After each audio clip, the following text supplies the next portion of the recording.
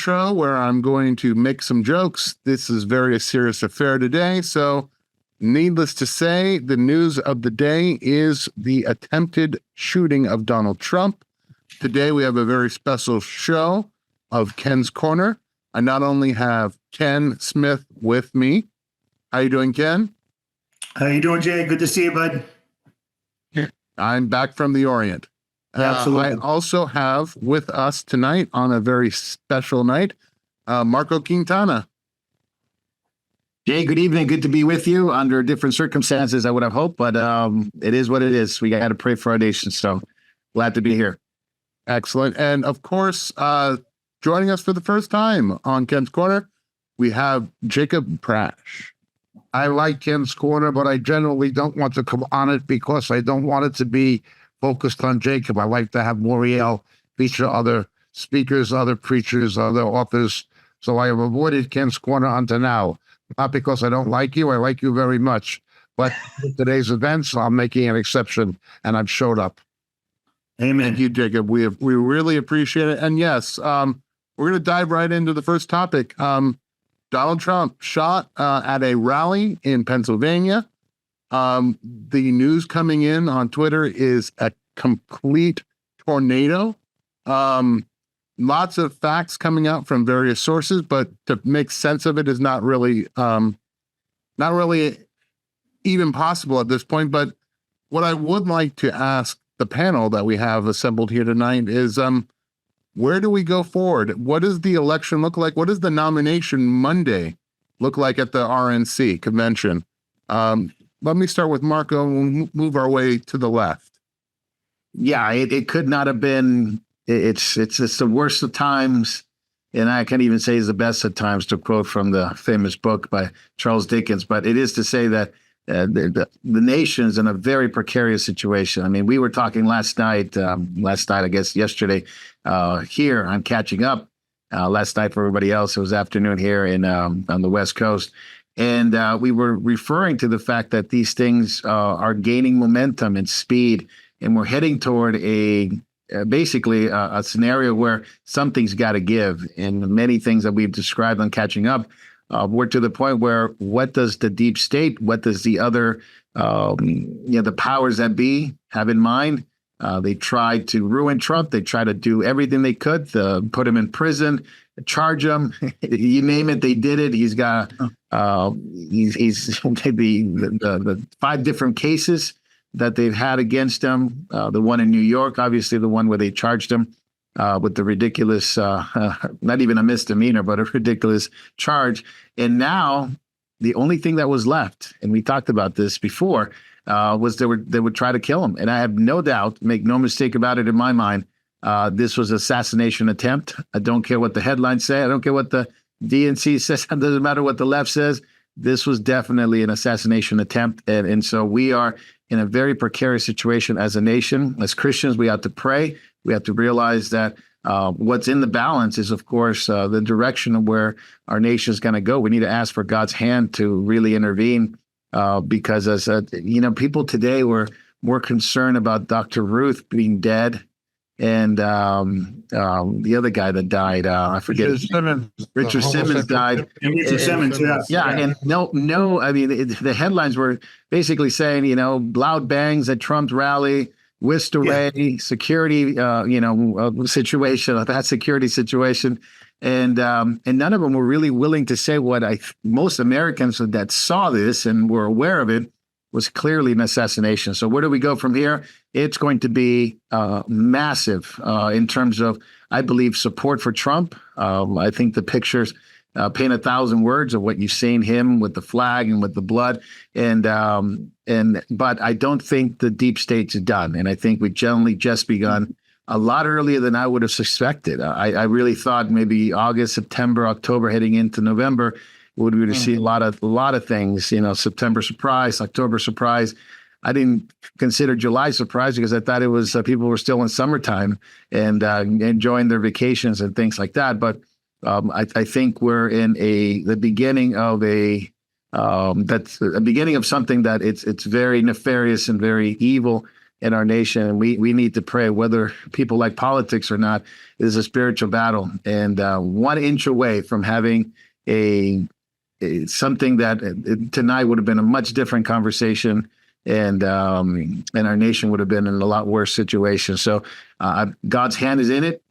God could have allowed it. God could have allowed the situation to be an assassination, but he didn't, and he intervened. I believe God's hand is intervening by the prayers of many Christians to avoid something that would have been much more horrible tonight. Riots and retaliations and all kinds of things. But we'll talk about that. But Jay, that's what I think it's coming. Thank you, Marco. Thank you for that insight. Jacob, can you tell us what your thoughts were? I mean, this harkens back to when Kennedy was assassinated or when Reagan was attacked. Yeah. Well, I have 4 points. I'll keep them as brief as possible. The first 2 basically echo the remarks by Marco. I agree that this was certainly God's hand. Although I am very, very sorry for the family who lost a loved one, and I pray for them, and I also pray for the recovery of the other 2 people, spectators, innocent people who were wounded. May the Lord have mercy on them, and may they recover, and may the Lord's solace and encouragement come to the mourning family, family that's in mourning who was killed by this deranged person. That's my first impression, but no doubt God protected Donald Trump. It was the hand of God that protected him. Secondly, I agree with Marco that this is going to galvanize his support base. It is going to make it more difficult, at least to a degree, for the left to continue their diatribes against him, not necessarily with the same ferocity and intensity, but certainly they're going to have to measure their words more carefully in the way they express things in terms of comparing him to Hitler and a threat to democracy, things that will incite people to kill him, thinking that they're protecting America from a Hitler or a Stalin. I do think that it's going to blow up in the face of the Democratic Party. It'll work to Donald Trump's political and electoral advantage. And again, just the images of him raising his fist defiantly and saying, "Fight on," and or covered with blood. I think those are politically emotive images. The other 2 points. One, this stinks of the deep state. The question is, was this a deep state hit, or was it something that the deep state hoped would happen? We know Dan Bongino was a former Secret Service agent, reported that the request by the Trump campaign team to have increased Secret Service protection was denied by the director of the Secret Service. Mm-hmm. Now, was he acting on his own behest? Because we know that the Secret Service, like the FBI, is filled with DEI and all this other kind of nonsense, as opposed to doing their job. Or was he ordered to do this by Mayorkas, by Biden, or their surrogates? They didn't want to protect Robert Kennedy. I'm not saying they want to kill Robert Kennedy, but they wouldn't mind if somebody else did. To deny Robert Kennedy, whose father was assassinated while running for president, and whose uncle was JFK, and whose family is iconic in the Democratic Party, to deny Secret Service protection just shows you the corruption of the Biden administration, of the Joe Biden machine, of the Democratic Party. It shows you how corrupt they are, that they would deny RFK's son Secret Service protection, despite the iconic place his family occupies in the history of the Democratic Party, and despite the fact that his father was killed while running for president and his uncle was JFK, who was killed. It just shows you how corrupt and treacherous they are. All they care about is power. That is their only loyalty to their own interests. They did the same with Trump. Now, there's no doubt as to the personal courage and to the professionalism of the Secret Service agents, who both shielded Donald Trump and ushered him out of there, protecting him. They were probably wearing bulletproof clothes and bulletproof vests underneath their suits, but their professionalism and personal courage is without question. Also, the counter sniper team who shot the assailant, their professionalism and dedication is without question. What is in question is the leadership of the Secret Service. How could somebody with a semi-automatic weapon get that close on a rooftop to 300 yards of a target, of someone running for president? How did that happen? Is this a deep state hit? Or is it just like Robert Kennedy? We don't care if it happens. We're just gonna make it easy for somebody to do it. We're not gonna do it ourselves, but make it easy. So either it was a deep state hit, and it wouldn't be the first time, in my opinion, or it was something that they just hoped would happen and did nothing about it, which is to no way bring into question the integrity or the bravery or professionalism of the agents involved, both the counter sniper team and the agents who ushered Mr. Trump out of there. That's my first question. Deep state is guilty. The question is to what degree. The other thing is the incitement. If you look at Biden's speech yesterday, the kind of speech he gave, comparing Donald Trump to Hitler, based on a litany of lies.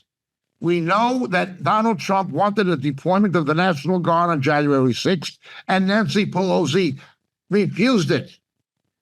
We know he tried to prevent what happened on January 6th, and yet they say he tried to stage an uprising, a complete lie, arresting Americans and holding them in jail without bail. The complete and utter corruption.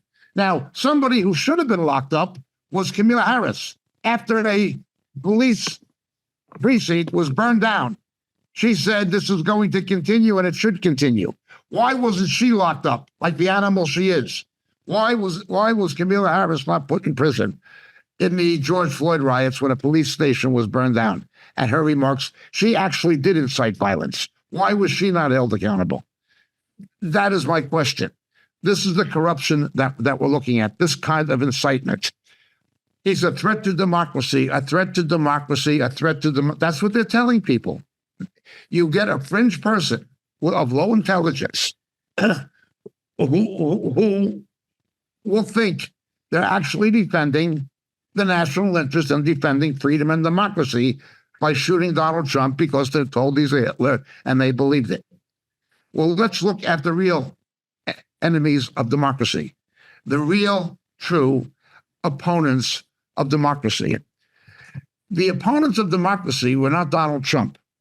The opponents of democracy are the party of slavery, Jim Crow, and the Klan.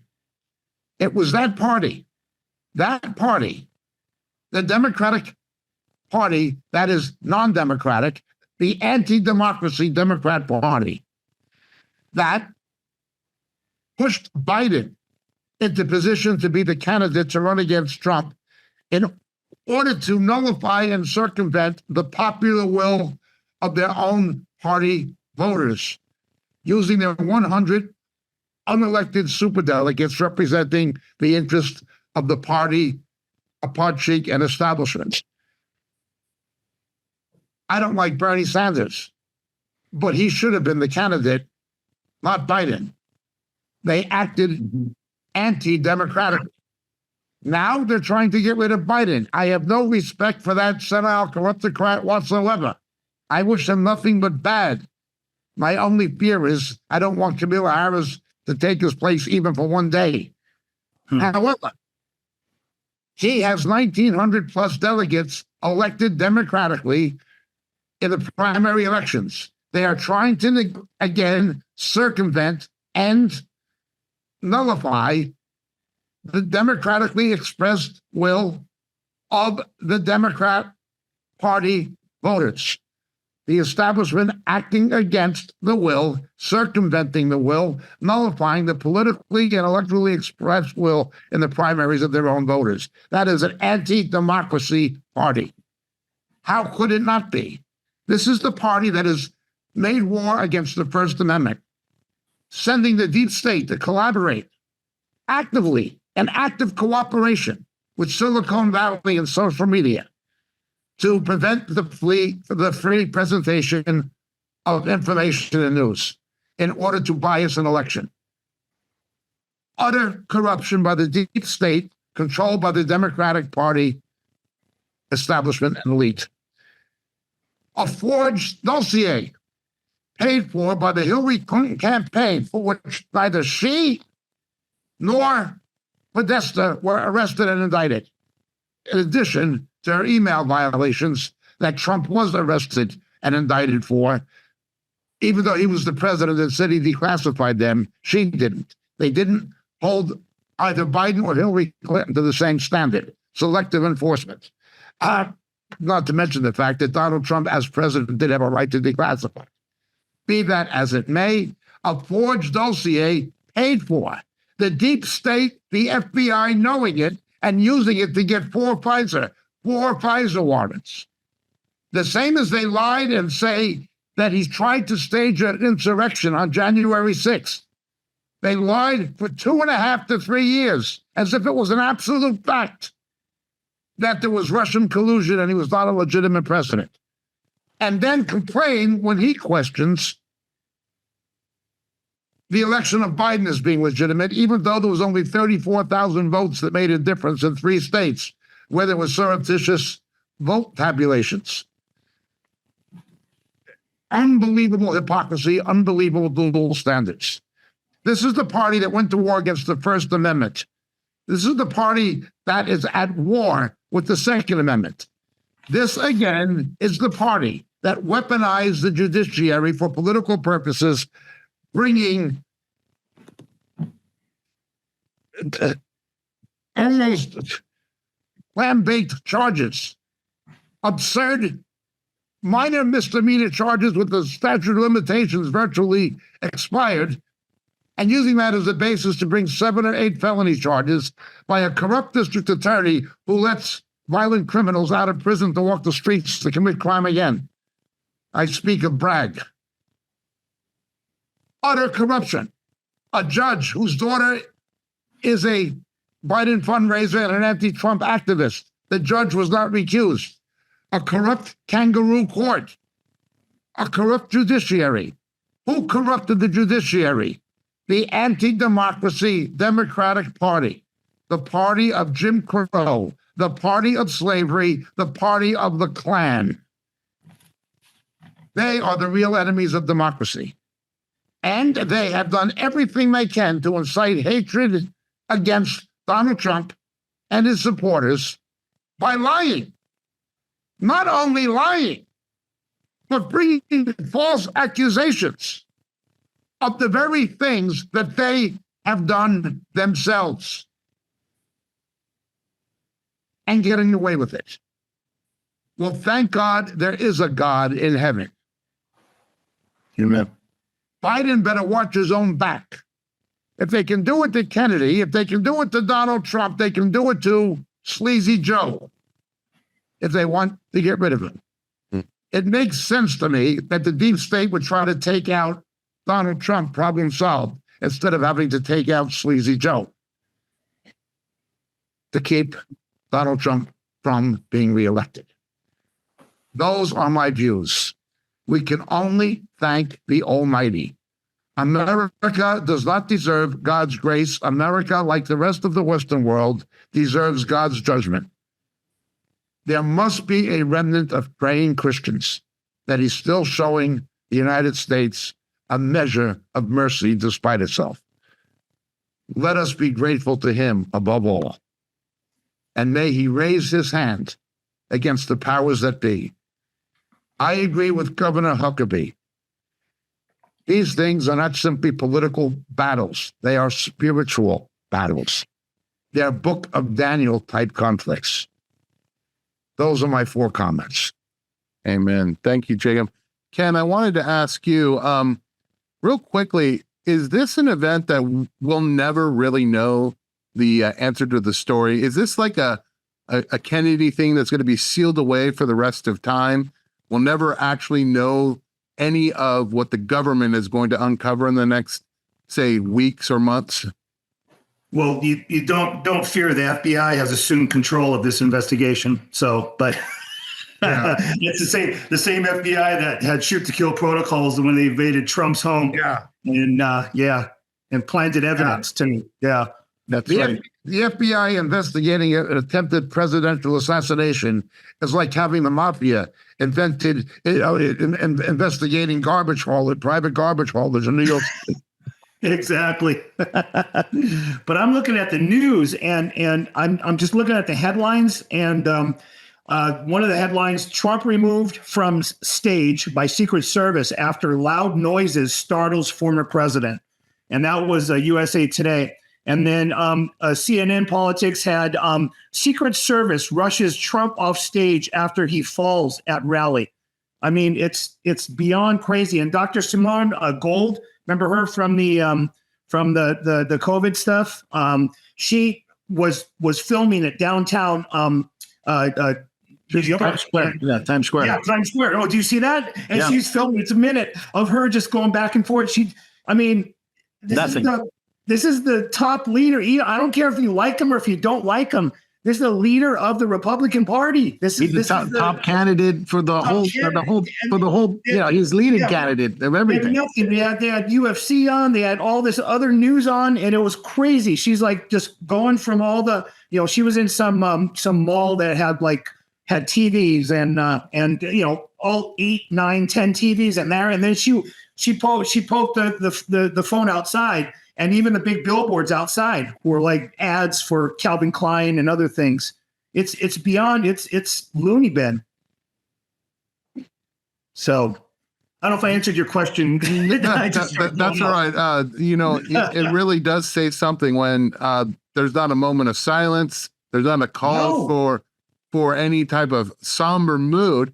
I mean, even when you had Julius Caesar assassinated, supposedly you had Mark Antony give a speech, and it was a speech, a somber moment for a grieving nation. And Marco, did you have a chance to listen to Biden's speech shortly after the assassination attempt? Yes. It took a long time. Usually, under normal sane society, you would have had a president come out 10 minutes later after it happened and just at least, let the nation know this cannot be tolerated. Violence like this against an opponent, even if it's my opponent, whatever could be said, but mourn the fact that there's violence in our country and call it out. Not only did they have to release some kind of tweet or some kind of statement before that, it was put on Twitter. Not by Biden, of course, but probably somebody wrote it for him, got him out of bed, woke him up from his nap before his bedtime. And then they trot him out there. And it is the most ridiculous thing that it should not have been like this. And he didn't have to have this violence occur in his rallies. You got to read between the lines. It was simple to say he is blaming Trump for the violence that's there because he's responsible for all the violence that's been happening. I mean, they've been blaming him from the beginning. So this is that was his mode of attack on what should have been a very straightforward. We're mourning for the fact that this was an attempt on the candidate for the Republican Party, et cetera, et cetera. It doesn't have to say much, but the fact that he had to say what he had to say tells you a lot about it. I mean, 5 days earlier. On a call with the donors, a lot of donors for the Democratic Party. Biden said it's time to put Trump on our bullseye. It's time to put Trump on our bullseye. That was 5 days earlier. Yep. We don't have to be diplomatic about it. I don't really care what the left thinks and what the deep state thinks or anything like that, or even what the rhinos think.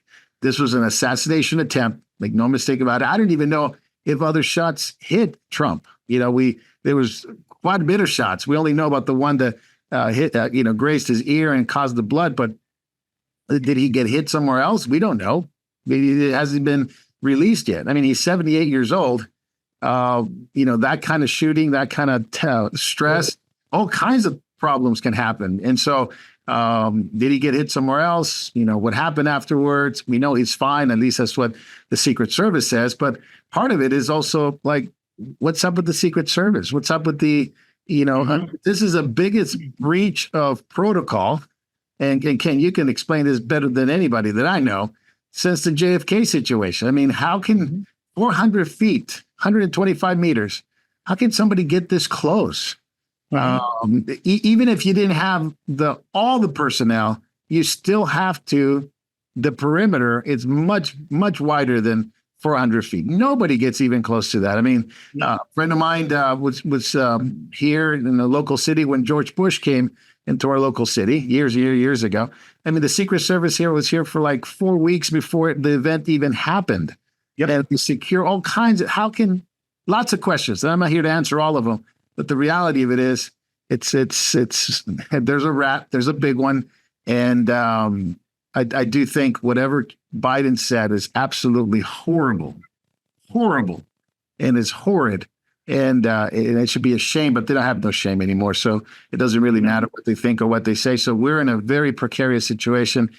To Jacob's point, it is very spiritual. We've been saying that and catching up. Ken's been saying that. Ken's Corner is a very spiritual battle, and spiritual battles require spiritual weapons. And we have to pray and fast for our nation and continue to be gospel preaching and making disciples, because that's really the only way the nation's ever going to turn. It's not through political means of any sort. As you can see, political means lead to violence. Political means to all this stuff. And just like France, we just had riots and continual riots. I think we're on the cusp of that. Excuse me. Here in the United States. Back to you, Jay.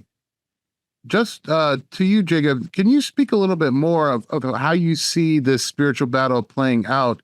You mentioned that there are probably, with what you're seeing as far as the Lord's grace, there must be some amount of Christians still praying in this country. Do you think we are over the precipice of God withholding the judgment that is definitely is deserved by the society that currently is? I believe that, but I do not believe it is limited to the United States. I believe that is true of the Western world collectively. It's not just America, it's the Western world. Europe is at least as bad and in some ways worse. So my answer would be both yes and no. I think we crossed the Rubicon. I think that there's no way back. I think that judgment must come. Since 1983, I believed that it's like the revival of Josiah. Even if a revival comes, and there's no indication one is coming, but even if one did come, it would be like Josiah. It would only delay the inevitable. Because of the sins of Manasseh, God's judgment had to come. The Babylonian captivity had to happen. Well, I believe the Western world has crossed the Rubicon. I believe judgment can come. Even if there is a revival, and there's no indication of revival in the Western church at the moment. None. On the contrary, they're doing things that prevent revival. The New Apostolic Reformation, the Ecumenical Movement, etc. There'll be no revival in the present state of affairs. But even if there was, it would only delay the inevitable. Now, what I would also say, though, is this. I will bless them that bless thee and curse them that curse thee. Donald Trump has been the best friend Israel has ever had, while Biden and Obama have been the enemies of Israel, and they are enemies of Israel. Donald Trump has been the best friend. He's also stood up and spoken up for the rights of persecuted Christians in certain countries. He is enjoying the benefits and protection of Genesis 12, 1-3. I have no doubt that is one of the reasons, certainly a main reason for God's grace. I'm not saying that there are not people praying and fasting for Donald Trump and for the country. There are. But I do believe Genesis 12, verse 3, is a factor in the equation. I have no doubt. Thank you, Jacob. Ken, let me ask you really quickly. We were discussing before the show started, if this were the deep state, if this was a machination of the deep state, do you think they were trying to possibly send a message to Trump that he's maybe shaking the root of the tree a little bit too hard? I I don't know, because I think it was I think it was more spiritual covering over him for whatever reason. That's God's initiative to do. And because he turned his head, just if he had his head just turned the way it was a second, that one shot that hit his ear would have hit him in the temple. Yeah. It would have just, yeah. And he just turned his head and that's why I just think that God's hands on him still, and even though we disagree with a lot of things that he does, he's still pro-Israel. I think I don't want to count him out, but I just hope they don't, if he keeps going to November, I just want to congratulate him on his impending victory because of this. It's crazy. It's nuts. Thank you. Marco, I'm going to do a follow-up question with you. Speaking of the nature of what's going on, the spiritual warfare that's coming against this man, do you think this is a moment that God might use to finally get him to admit that he's a sinful man, as he famously said in his first first 4 years of presidency? He says he didn't sin. Do you think this might open his mind to a God that is protecting him, shielding him, preparing him, and will that change some of the things that we've seen that we as Christians have not liked about Donald Trump? I really hope it does, Jay. Many times, just on a natural level, when people face stress, when people face chaos, when people face a loss of something, or even just a situation where you lose your job, financial situation, health crisis, or something, people tend to turn to the Lord and turn to prayer and whatever spirituality they had growing up. That seems to be the case, especially with men. Men, that's what it requires many times for them to turn to the Lord. It certainly is a testimony of a lot of men, and certainly Donald Trump has been in our prayers and the prayers of many people. First time when he became a president, we have to pray for those who are in leadership and those who are kings and magistrates. Paul tells us that in 1 Timothy, and so there was that spiritual. You would say backing or covering because of the prayers of many saints. Now, he surrounded himself with the very ungodly people, false prophets, false teachers of all sorts, even the worst kinds of Apostolic Reformation. I mean, it was like the pit of hell surrounded him, and not knowing, and as an unsafe person, he just really thought they were just normal Christian, I guess we would call it. Yeah. And the people that should have known better, like Mike Pence and other people that were more evangelical, as he said, didn't think nothing of it, didn't even address the issue, which what happened to Judas Pence. But then this, it began to change. Trump began to change his rhetoric, not against Israel, not against the Jews, and not necessarily against Christians per se, but just on moral issues, on abortion, homosexuality, and which he always was, sort of open to it, but he became more and more open to that, to the reality of celebrating, LGBTQ activities and all that. So I do hope, Jay, and it really is my prayer, and I'm being as straightforward and honest. I really do pray that this crisis he would see the hand of the Lord. I mean, it's a hair's breadth. I sent you the picture of how very powerful picture it was. From having a whole different conversation today, Jay, where we would actually be mourning the loss of a former president, and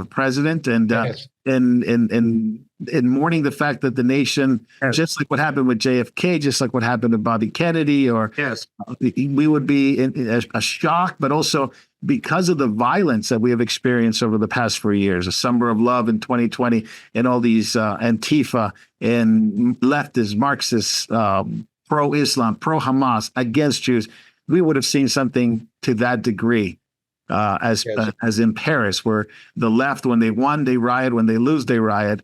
Here you would have had just insane amount of people that are insane, would have gone and celebrated the fact that he was assassinated. And then there would have been his supporters retaliating, perhaps to a certain extent, and it would have been a mess.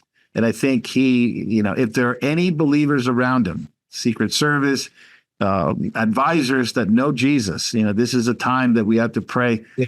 Just like Daniel was there with Nebuchadnezzar, an influence, and there was that influence there over Nebuchadnezzar. We do need to pray for that, and we know the story of Daniel about Nebuchadnezzar. So please, if anybody watching, later on, they have to pray and fast for the nation. It's a critical. I don't know how to explain it even more, and words fail me to describe how precarious it is, and how much of prayer and intercession. 1 Timothy chapter 1 tells us, what to do and how to pray for leaders. So this is a time to do it, because we are on the cusp of something that we've never had in our nation before.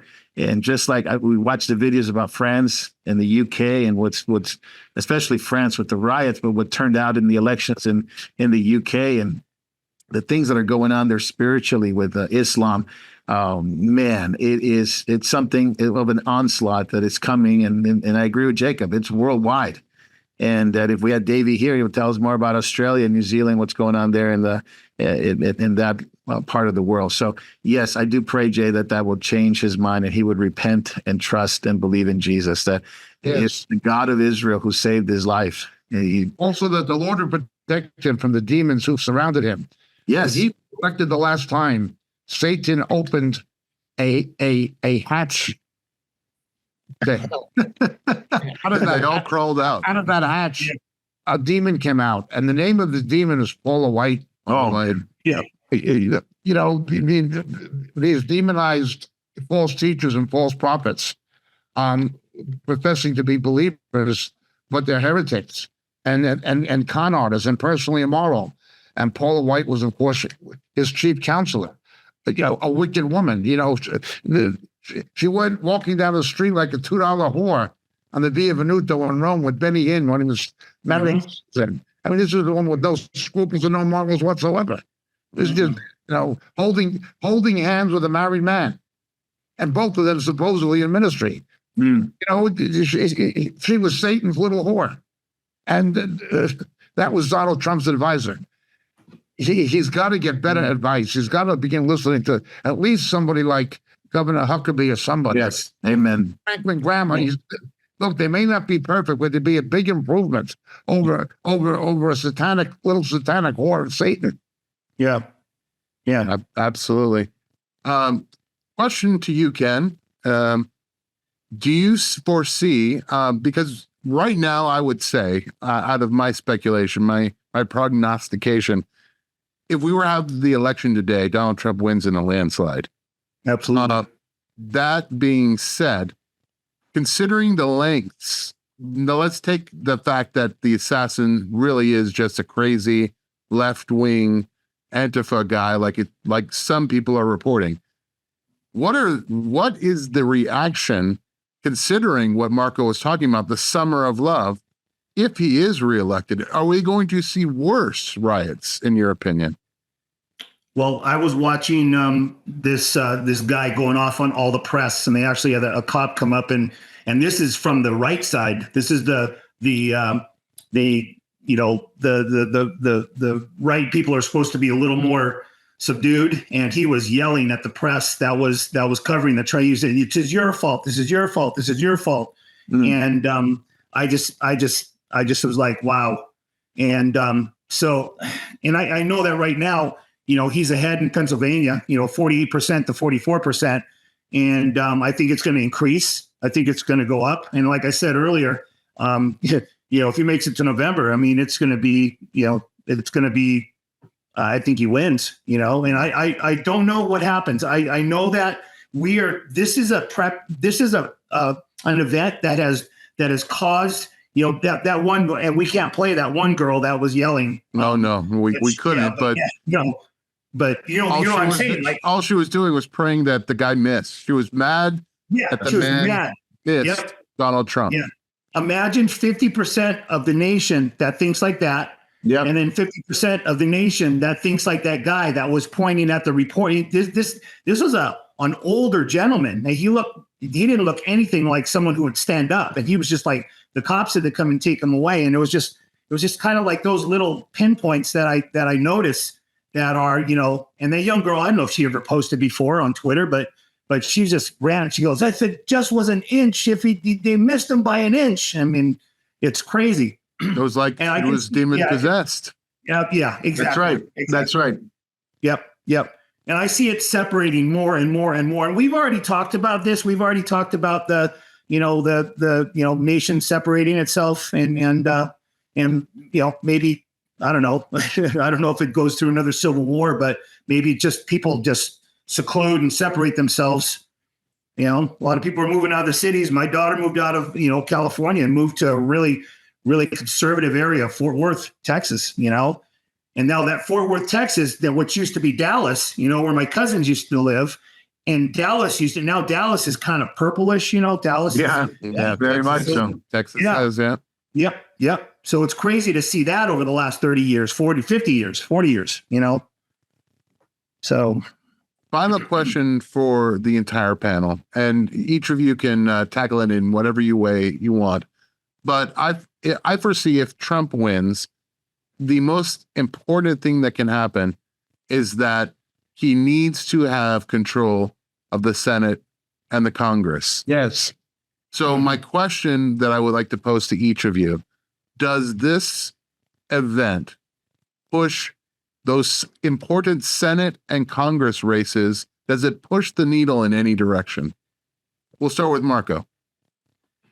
I do believe that it pushes the needle for sure, Jay. Not only is these important races, in terms of governorship, senatorial, Congress, I think the media is going to be much more tame. But then again, I don't know that. I think it may even be more, maybe more adverse to the fact that these people are absolute crazy over this. And they may want to tame themselves for a little bit. I don't think they can hold themselves to the point where they won't be able to talk about this anymore. They'll do it, and they'll do it even more aggressively. But some of these senatorials and Congress races are going to be very important over the next 3 or 4 months. I think the fact that look, over the past 3 months, I've seen just the Democratic Party almost imploding on itself. You have people that normally would have been for the unity of the party, no matter how much they hate each other, completely go the other way. And some, like Bernie Sanders and AOC, singing the praises of Biden. And so you have a really big divide. And I think there is a judgment on the Democratic Party that God is allowing a terrible division among them. Yes. Usually they unite over ridiculous, crazy stuff, like when Bernie Sanders decided to opt out and not continue and drop out of the race, so that Hillary with the superdelegates get the candidacy.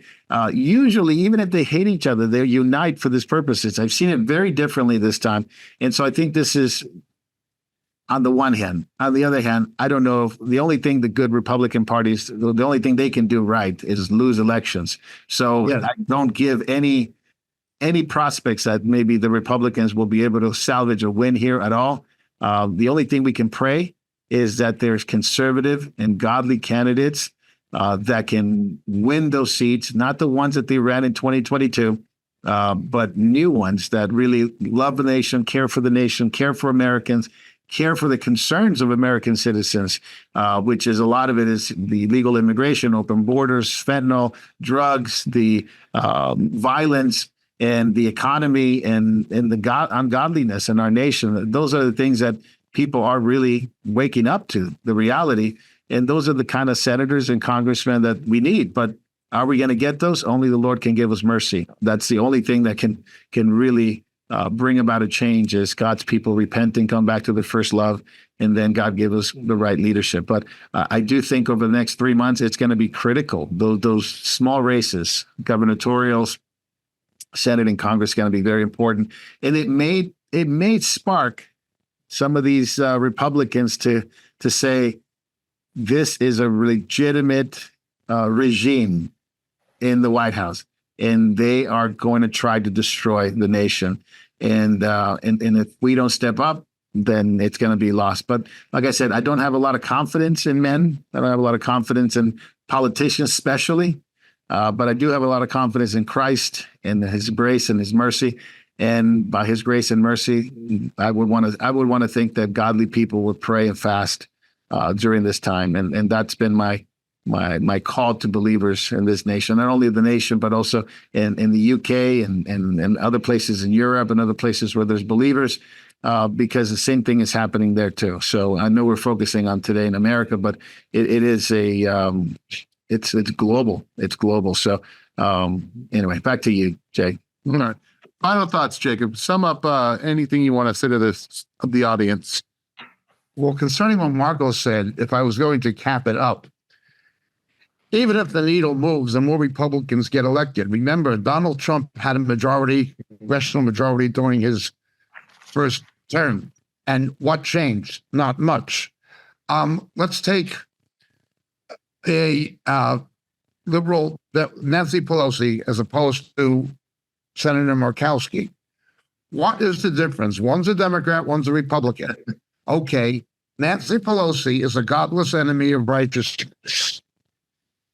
Murkowski is a godless enemy of righteousness, plus a liar on top of it, as a Susan Collins. Okay. What is the difference between Dick Durbin and John Cornyn? Well, Dick Durbin is a godless enemy of righteousness in the Senate. John Cornyn, a Republican, is a godless enemy of righteousness, plus a liar on top of it. Remember, an establishment Republican, a rhino, is nothing in any way different than a Democrat, except that they have the added attribute of being a liar on top of it. George Bush, what's the difference between George Bush and nothing, except that he's a liar on top of it. No difference between George Bush and Al Gore, just he's a liar on top of it. I look at Ronald Reagan, said he was pro-life and he appointed a pro-abortion judge to the Supreme Court. He lied. He was just a liar. That's all he was a liar. Barack Obama, and that was the judge who wrote the decision ordering the 10 Commandments out of the Judicial Building, Sandra Day O'Connor. That was Ronald Reagan. He was just a liar. Same as a Democrat, only a liar on top of it. Barack Obama, Joe Biden funded Iran. Ronald Reagan gave arms to Iran, to the terrorists of Iran. Is Ronald Reagan any better than Barack Obama? No, he's what they are, plus a liar on top of it. There is a liar on top of it. Now, I speak, of course, of the rhinos, of the establishment Republicans, of the Bush machine, of people like Bush and their vassals, Cheney and Cheney's daughter, John Cornyn, Romney, people like this. They're no better than Democrats. They just lie on top of it, pretending to be conservative in order to manipulate naive Christians and naive people into voting for people who are no better than Democrats. The hatred of Ronald Reagan was not only among the Democrats, it was among Republicans, the never Trumpers. They would much rather have Biden or Obama or anybody other than Donald Trump, because they are swamp rats. They are creatures of the swamp of Washington. They want to preserve the swamp. They want to preserve the rat-infested swamp because they're one of the rats. That is their vested interest. They will prefer to have a Democrat than a conservative or a libertarian or an independent like Donald Trump than a non-politician. They hate him as much as the Democrats hate him. Romney, Bush, they're as much enemies of America and the interests of America. We just saw this past week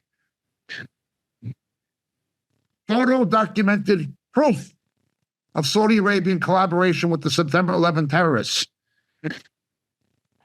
Saudi Arabians had the Bush administration, the Bush and Cheney in their back pocket. Bush, after September 11th, allowed the express visa programs for Saudi Arabians to get into America for over a year. Even the Europeans banned that.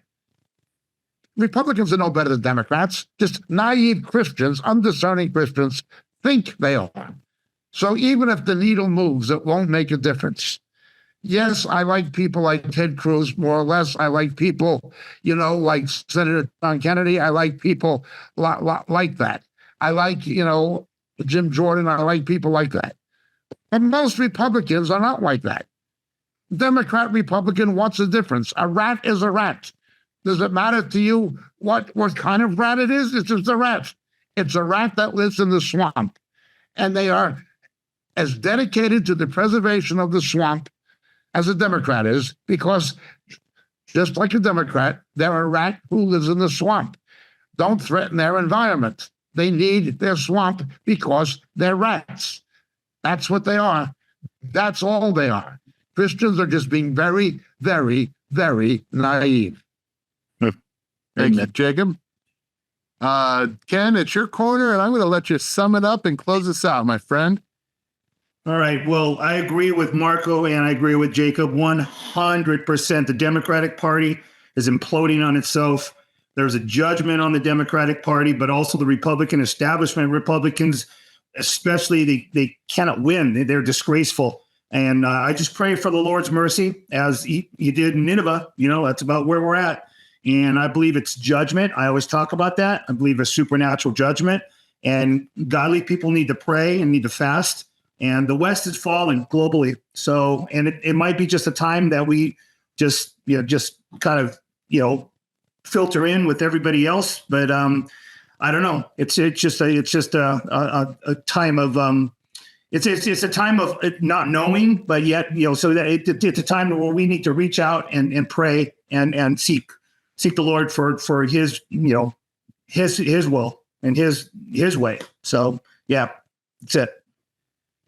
All right. Well, Marco, Jacob, Ken, thank you so much for joining us for this special edition of Ken's Corner. And we hope to see you soon. Ken and I will be working on the next show. And once again, thank you, gentlemen, for staying up late to do this broadcast. Glad to be with you, Jaden, and Ken and Jacob. Thank you so much. And God bless you guys. See you tomorrow, Lord willing. Amen.